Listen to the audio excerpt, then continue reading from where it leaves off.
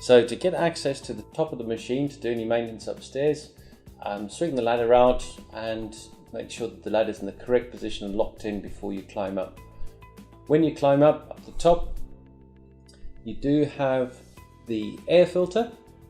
Please, with the air filter, it is subject to the light coming on before you take it out and clean it.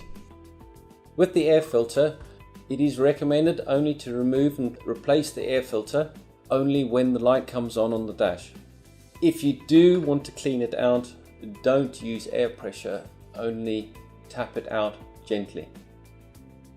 When you refit the air filter, please make sure it is correctly located, both inner and outer, and that the cover goes on correctly. For the AdBlue storage, no sunlight, correct storage the AdBlue, and also when you're filling the AdBlue, please make sure that you blow off the area. This includes the fuel as well. Please make sure that the area is clean before you fill, because you don't want any dust, etc. getting into the machine.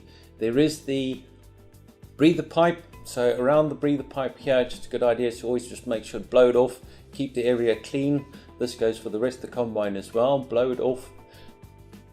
The filler for the diesel, as before, please make sure if you are going to park the machine up for any length of time, so this is when you're finished with the machine, it's always a good idea to make sure that both the AdBlue and the diesel tank are filled, and it is the correct ultra low sulfur diesel. Going forward, on top of the machine we have the coolant pack. Keep this area clean, blow any dust out or any collected dust. If the conditions are dusty, this will get dusty, so always a good idea to check, open the hood, clear it out, blow it out to make sure that it stays clean. For interest purposes, the one at the rear of the combine is the coolant, the one in the middle is the hydraulic, and the one at the front is your intercooler. Going forward to the engine, at the front of the engine bay we do have the expansion tank for the coolant. On the sight glass on the side, if you do see there's air above the coolant is now too low. It must be filled to the neck of the coolant tank. So if you are going to take off the cap, please make sure the engine is cool before you take off the coolant cap, because it will be under pressure. If you see that there's a level on the sight glass, you need to top it up. The correct procedures in the operator's manual, and make sure that that tank stays full. Coming back, we have the hydraulic tank.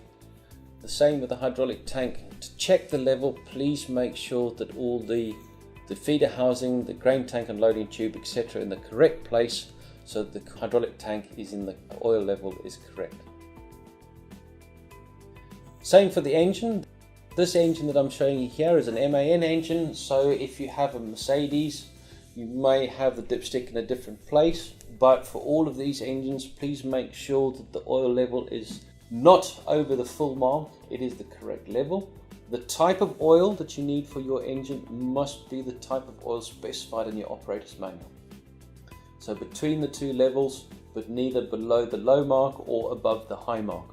If you have it too high and it burns oil, this could have a detrimental effect on your exhaust after treatment. So with the hood down on the engine and the steps open, we can climb up onto the machine to the top and look into the grain tank. In the grain tank we have the steps now going into the grain tank and complete access into the grain tank with a ladder. And here, if we look underneath the bubble up auger, there is a gas strut. There is a cable tie on the gas strut. Please do not remove that cable tie, as this is part of the system.